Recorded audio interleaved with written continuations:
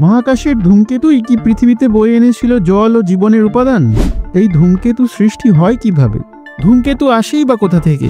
ধূমকেতুর রহস্য উদ্ঘাটন করতে এক অত্যাধুনিক রকেট 10 বছর মহাকাশ যাত্রা করে এক ল্যান্ডারকে অবতরণ করায় ধূমকেতুর পিঠে। সেই ল্যান্ডারটি কি সত্যিই খুঁজে পেয়েছিল ধূমকেতুতে জল ও জীবনের উপাদান? বলবো বিখ্যাত হ্যালি ধূমকেতুর গল্প, আর বোনাস ফ্যাক্টসে এক ভারতীয় বিজ্ঞানীর কথা, যার নামেও নামকরণ করা হয়েছে একটি ধূমকেতু। জানবো আরও সকল সাবস্ক্রাইবারকে অনেক অনেক ধন্যবাদ জানিয়ে শুরু করছি বিস্ময়কর ধূমকেতুর গল্প। ধূমকেতু হলো আদিম সৌরজগতের সেই সৃষ্টির সময়কালীন টুকরো, যেগুলোর মধ্যে রয়েছে বরফ, পাথর, ধূলিকণা ও জৈব পদার্থ। তাই এই ধূলিমাখা বরফের টুকরোগুলোকে বিজ্ঞানীরা ডার্টি স্নোবল বলেন। ধূমকেতুগুলো থাকে সৌরজগতের একেবারে শেষ প্রান্তে, এক জমাট বরফের অঞ্চলে, যেখানে একেবারেই পৌঁছায় না সূর্যের আলো বা তাপ। সেই অন্ধকার ঠান্ডা পরিবেশে ধূমকেতুগুলো বছরের পর বছর ঘুমিয়ে থাকে, যতক্ষণ না কোনো গ্রহ বা নক্ষত্রের মধ্যাকর্ষ তাকে নড়িয়ে তোলে। আর তারপরেই শুরু হয় সূর্যের দিকে এক অভিনব যাত্রা।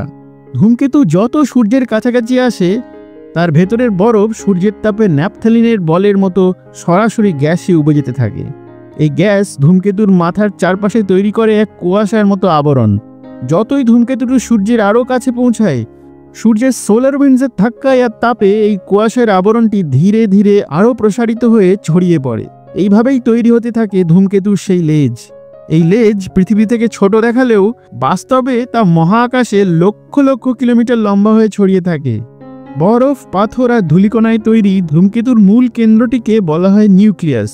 এই নিউক্লিয়াসেই ধূমকেতুর হৃদয়। সূর্যের কাছাকাছি এলে নিউক্লিয়াস থেকেই বেরিয়ে আসে গ্যাস ও ধূলিকণা, আর তাই থেকে তৈরি হয় কোমা, নিউক্লিয়াসের চারপাশে এক কুয়াশার আবরণ। ধূমকেতুর এই কোমাকেই দূর থেকে আলোর একটি বলের মতো দেখায়।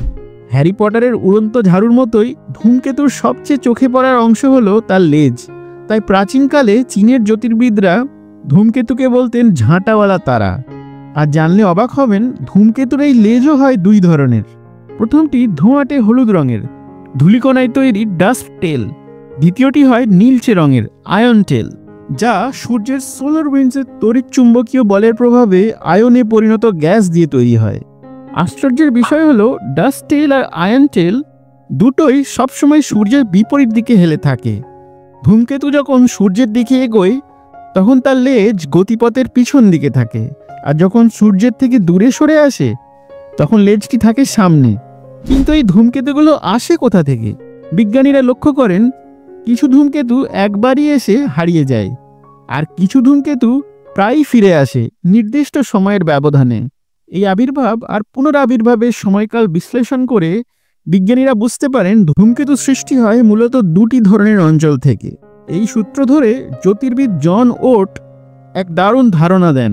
সৌরজগতের একেবারে প্রান্তে রয়েছে একটি বিশাল গোলাকার বরফে ঢাকা মেঘের মতো অঞ্চল, যার নাম ওর্ট ক্লাউড। এই অঞ্চল থেকেই সূর্যের দিকে ছুটে আসে দীর্ঘমেয়াদী ধূমকেতুগুলো। যেমন 1996 সালে দেখা গেছিল হেল-বপ, যা আবার ফিরে আসবে প্রায় 2500 বছর পর। কিছুদিন পরেই জ্যোতির্বিদ জেরার্ড কুইপার দেন আরেকটি গুরুত্বপূর্ণ ধারণা। সৌরজগতের একটু ভেতরের দিকে নেপচুন গ্রহের কাছে রয়েছে বরফে জমাট আরেকটি অঞ্চল, যার নাম কুইপার বেল্ট। বিখ্যাত হ্যালির ধূমকেতু, যা প্রায় 76 বছর পর পর ফিরে আসে, এটি সম্ভবত কুইপার বেল্ট থেকেই আসে মনে করা হয়। এই বিখ্যাত হ্যালির ধূমকেতুর নামকরণকে ঘিরে রয়েছে এক আশ্চর্য গল্প। বিজ্ঞানী টাইকো ব্রাহে থেকে শুরু করে স্যার আইজ্যাক নিউটনের মতো শতাব্দীর পর শতাব্দী ধূমকেতু নিয়ে গবেষণায় অবদান রেখেছেন অনেক মহান বিজ্ঞানী। তবে 1705 সালে এগিয়ে এলেন এক গণিতবিদ, এডমন্ড হ্যালি। বিভিন্ন দেশি বিদেশি জ্যোতির্বিদদের লেখা পুঁথি, পর্যবেক্ষণ ও হিসেব ঘেঁটে তিনি এক অবাক করা সিদ্ধান্তে পৌঁছালেন। 1531, 1607 এবং 1682 সালে যেসব ধূমকেতু দেখা গেছিল, সেগুলো আসলে আলাদা আলাদা ধূমকেতু নয়, বরং একটিই ধূমকেতু, যা প্রতি 76 বছর পর পর ফিরে আসে। হ্যালি তার গণনার ওপর আস্থা রেখে ভবিষ্যৎবাণী করলেন, এই ধূমকেতুটি আবার ফিরে আসবে 1758 সালে। তারপর কি হলো জানেন? তার এই পূর্বাভাস মতোই 1758 সালে ধূমকেতুটি সত্যিই ফিরে এলো। কিন্তু সেই আনন্দের দৃশ্য দেখার জন্য হ্যালি নিজে ততদিন বেঁচে ছিলেন না। তার নিখুঁত গণনা ও বৈজ্ঞানিক দূরদৃষ্টির সম্মান জানিয়ে আজ আমরা সেই ধূমকেতুকেই হ্যালির ধূমকেতু নামে ডাকি। ধূমকেতু কেবল আকাশে নয়, আন্টার্কটিকার বরফের স্তরেও পাওয়া গেছে বিপুল পরিমাণে ধূমকেতুর ধূলিকণা। বিজ্ঞানীরা ধারণা করেন প্রায় 4 বিলিয়ন বছর আগে পৃথিবীর সৃষ্টির শুরুর দিকে পৃথিবীর ওপর মুহুর্মুহু আছড়ে পড়েছিল একের পর এক ধূমকেতু। এই সময়কালকে হেভি বম্বার্ডমেন্ট পিরিয়ড বলা হয়। এই হেভি বম্বার্ডমেন্ট পিরিয়ড নিয়ে বিস্তারিত বলা হয়েছে আমাদের পৃথিবীর সৃষ্টির পর্বটিতে। লিঙ্ক দেওয়া রইল ওপরের আই বাটনে। আন্টার্কটিকার এই ধূমকেতুর ধূলিকণায় পাওয়া গেছে জল, অ্যামাইনো অ্যাসিড ও নানা ধরনের জৈব পদার্থ, যা থেকে ধারণা করা হয় প্রাণের মৌলিক উপাদানগুলো পৃথিবীতে এসে পৌঁছেছিল মহাকাশ থেকেই, সম্ভবত ধূমকেতুর হাত ধরেই। কিন্তু ধূমকেতুতে যে বরফ, অ্যামাইনো অ্যাসিড আর জৈব পদার্থ আছে সেটা আমরা হলফ করে বলি কিভাবে? এই উত্তর পাওয়া যায় ইউরোপীয় মহাকাশ সংস্থার রোজেটা মিশন থেকে।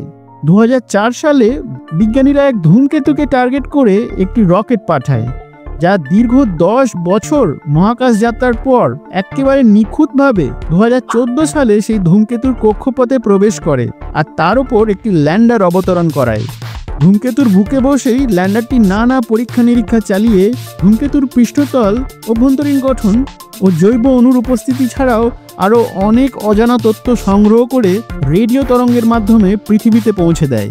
এই রোজেটা অভিযানের মাধ্যমেই বিজ্ঞানীরা প্রথমবারের মতো নিশ্চিতভাবে জানতে পারেন ধূমকেতুর মধ্যে রয়েছে প্রাণের মৌলিক উপাদানগুলি: জলীয় বরফ, জৈব অণু এবং অ্যামাইনো অ্যাসিড। ভারতেও ধূমকেতু নিয়ে বৈজ্ঞানিক গবেষণা হয়েছে। আধুনিক যুগে একটি ধূমকেতু আছে যার নামে রয়েছে এক ভারতীয় বিজ্ঞানীর নাম।